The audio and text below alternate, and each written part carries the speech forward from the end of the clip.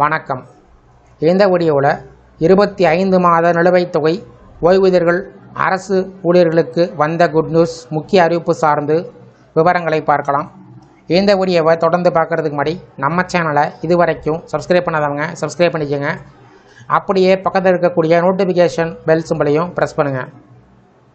மத்திய அரசு ஊழியர்கள் மற்றும் ஓய்வூதியர்கள் நீண்ட காலமாக எதிர்பார்த்து வரக்கூடிய 8வது ஊதிய குழு தொடர்பான முக்கியமான தகவல்கள் வெளியாகியிருக்கிறது. புதிய ஊதிய கட்டமைப்பு அமலுக்கு வந்தால் மாத சம்பள உயர்வுடன் மட்டுமில்லாமல் கணிசமான அளவில் நிலுவைத் தொகையும் கிடைப்பதற்கு வாய்ப்பு இருப்பதாக தகவல்கள் தெரிவிக்கின்றன. இதனால் நாடு முழுவதும் உள்ள லட்சக்கணக்கான ஊழியர்கள் மற்றும் ஓய்வூதியரிடம் பெரும் எதிர்பார்ப்புகள் உருவாகியிருக்கிறது. மத்திய அரசு வழக்கமாக ஒவ்வொரு 10 ஆண்டுகளுக்கும் ஒருமுறை புதிய ஊதிய குழு அமைத்து அரசு ஊழியர்களின் சம்பளம் மற்றும் ஓய்வூதியத்தை மறுசீரமைத்து வருகிறது.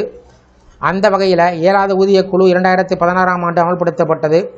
அதன் பின்னர் அடுத்த கட்டமாக 8வது ஊதிய குழு 2026 ஜனவரி 1 முதல் அமலுக்கு வரலாம் என்ற எதிர்பார்ப்பு நிலவி வருகிறது. தற்போது நிலவி வரக்கூடிய பணவீக்கம், விலைவாசி உயர்வு மற்றும் ஊழியர்களின் நீண்டகால கோரிக்கைகளை கருத்தில் கொண்டு புதிய ஊதிய அமைப்பு குறித்து ஆய்வுகள் மற்றும் ஆலோசனைகள் நடைபெற்று வருவதாக கூறப்படுகிறது. 8வது ஊதிய குழு அமல்படுத்தப்பட்டால் நாடு முழுவதும் சுமார் 49 லட்சம் மத்திய அரசு ஊழியர்களும் 68 லட்சத்திற்கும் அதிகமான ஓய்வூதியர்களும் நேரடியாக பயன்பெறுவார்கள் என்று எதிர்பார்க்கப்படுகிறது. புதிய சம்பள கணக்கீட்டின் அடிப்படையில் அடிப்படை ஊதியம் உயரக்கூடும். அதேபோல பல்வேறு அலவன்ஸுகள் மற்றும் ஓய்வூதியத் தொகையிலும் மாற்றங்கள் ஏற்பட வாய்ப்புகள் உள்ளன. இதன் மூலம் ஊழியர்களின் மாதாந்திர வருமானம் அதிகரிப்பதோடு ஓய்வூதியர்களின் நிதிநிலையும் மேம்படும் என்று கருதப்படுகிறது. இந்த நிலையில் அதிக கவனம் ஈர்த்துள்ள விஷயம் நிலுவைத் தொகை குறித்த தகவல். பொதுவாக புதிய ஊதிய குழுவின் பரிந்துரை அறிவிக்கப்பட்ட பின்பு அவற்றை நடைமுறைப்படுத்துவதற்கு சில காலம் ஆகலாம். ஆனால் நடைமுறைக்கு வரும் தேதி முன்னதாக நிர்ணயம் செய்யப்பட்டிருந்தால் அந்த தேதியிலிருந்து புதிய சம்பள கணக்கீடு அமல்படுத்தப்பட்டதாக கருதி சம்பள வேறுபாடு கணக்கீடு செய்யப்படும்.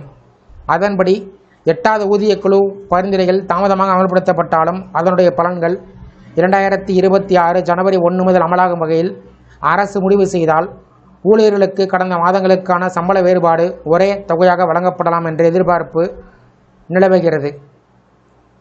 சில தகவலின் அடிப்படையில் சுமார் 25 மாதங்களுக்கான சம்பள வேறுபாடு மற்றும் நிலுவைத் தொகை கிடைக்க வாய்ப்பு இருப்பதாக கூறப்படுகிறது. இது நடைமுறைக்கு வந்தால் பல ஊழியர்களுக்கு லட்சக்கணக்கில் கூடுதல் தொகை கிடைக்கலாம். குறிப்பாக உயர்ந்த அடிப்படை சம்பளம் பெறக்கூடிய அதிகாரிகள் மற்றும் நீண்டகால சேவையில் உள்ள ஊழியர்களுக்கு இந்த பலன் அதிகமாக இருக்கக்கூடும். அதேபோல ஓய்வூதியர்களுக்கும் திருத்தப்பட்ட ஓய்வூதியத்தின் அடிப்படையில் நிலுவைத் தொகை வழங்கப்படலாம். புதிய ஊதிய குழுவின் அறிக்கை அரசால் ஏற்றுக்கொள்ளப்பட்டு அமல்படுத்தப்பட்டால் அது அரசு ஊழியர்களுக்கும் ஓய்வூதியர்களுக்கும் இரட்டை பலனை வழங்கும் என்று கூறப்படுகிறது. ஒருபுறம் மாதாந்திர சம்பள உயர்வு கிடைக்கும், மறுபுறம் கடந்த காலத்திற்கான நிலுவைத் தொகையும் கிடைக்க வாய்ப்புகள் உள்ளது. அதனுடன் அலவன்ஸுகளில் திருத்தம், ஓய்வூதிய உயர்வு மற்றும் பிற நிதி சார்ந்த சலுகைகளும் கிடைக்கக்கூடும். எனினும் 8வது ஊதிய குழுவின் இறுதி பரிந்துரைகள் அமல்படுத்தப்படும் தேதி மற்றும் நிலுவைத் தொகை தொடர்பான விவரங்கள் குறித்து மத்திய அரசின் அதிகாரப்பூர்வ அறிவிப்பு இன்னும் வெளிவரவில்லை. அதனால் தற்போது வெளியாகும் தகவல்கள் எதிர்பார்ப்புகளாக மட்டுமே பார்க்கப்படுகிறது.